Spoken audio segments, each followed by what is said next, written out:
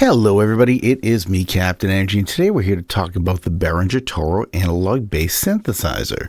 Now, I have not received mine yet. I am still waiting for my order to come through because they are just not showing up for purchase yet, here in the States at least, as far as I can tell. I have been looking for one after my last review where I just reviewed it based on the video, and I got some flack from a subscriber or two for reviewing a product that I did not have and just doing a reaction video. At the time, it's all that I could do because that's what was there. I did do some research further into this device, and it has been used by a lot of bands in the 70s and through the 80s in a lot of different songs. Particularly one of the bands that I listened to a lot back in the day was Genesis, who did use this particular device, not the Behringer one, but the actual Moog device, which looked like this.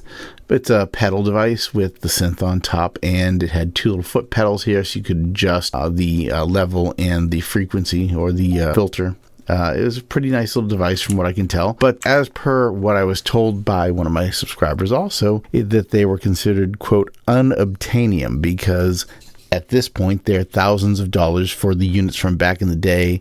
They're hard to get. They're not only hard to get and expensive, but they're old, man. That's repair time is going to be a situation when you decide you need new capacitors or you blow the power supply in that puppy. And that's why this Toro is such a big deal from Behringer, that they were able to release this same device, minus the pedals, of course.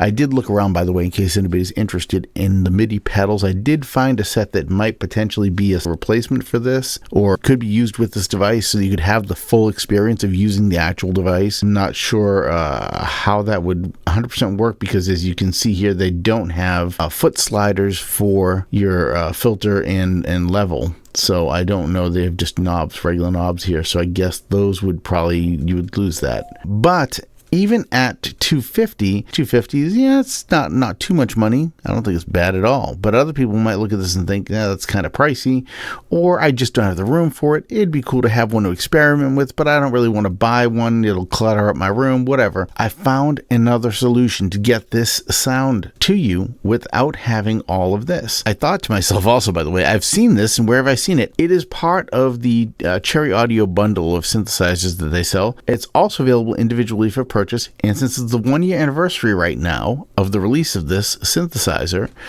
it is on sale till the end of June 2023 for $19. It's normally $39. You can get this right now, this legendary synthesizer, a software version of this synthesizer for $19, or you can buy the real thing for about $7,500 to $10,000. Your choice. No, but I'm just saying. But for $19, this thing sounds pretty darn good. And from what I can tell, I saw some demos of the actual unit, and I saw some demos of the Toro unit on the internet, other people showing demos of it, and then I messed around with this, and you can get very close, if not exactly the same sounds out of this device right here for $19. The one problem with this unit, in my opinion, is that if you are a Reason user, you get your typical VST support in this, which let me go over here and show you, which means it's going to show up in Reason like this.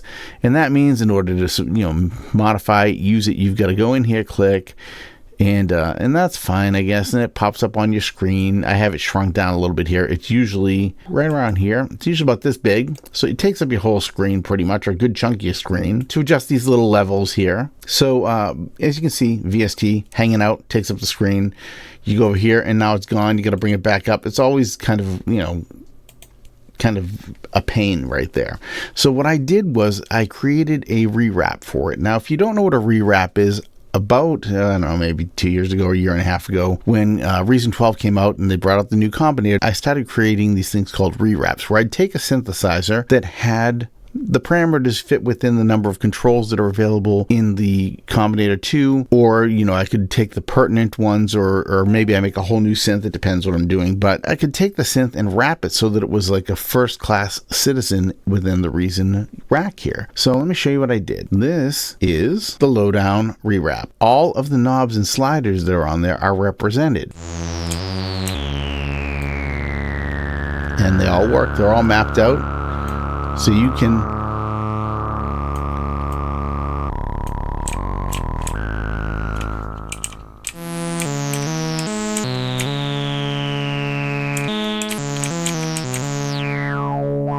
We've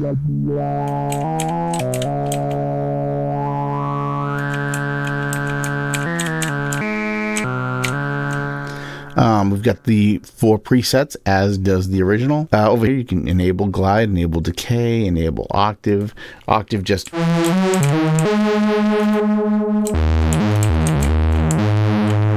you another octave there. So everything is accounted for here. And I am going to be releasing the combinator here, the rewrap, for you to download. The download will be in the description. You can get it there. I'll also put a link to the Cherry Audio site so you can get yourself a copy of this VST. You will need the VST to use the rewrap. The rewrap is kind of an add-on to the VST. If you have any other DAW that uses VSTs other than Reason, the Combinator rewrap is not really necessary to you. That's more or less just for real Reason users, like hardcore. You know, if you use Reason as your DAW, then you can use the Combinator rewrap. So yeah, get your hands on this while you can.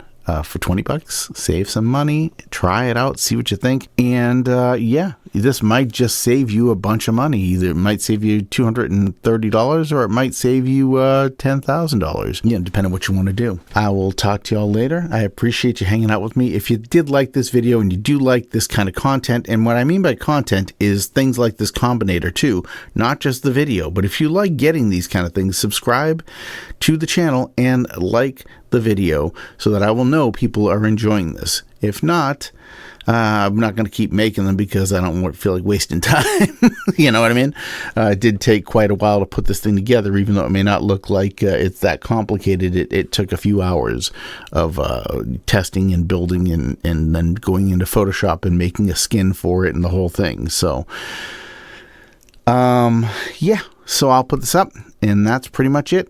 Don't forget to like, subscribe, and like I said, and if you want to support the channel more, there's a coffee link down in the description also, and I appreciate whatever you want to do. Any money made on this channel for with these videos goes right back into the channel to get new gear in here for me to be able to test, demo for you, and that's pretty much my whole shtick. So that's it. Have an awesome day. Talk to you later. Bye for now.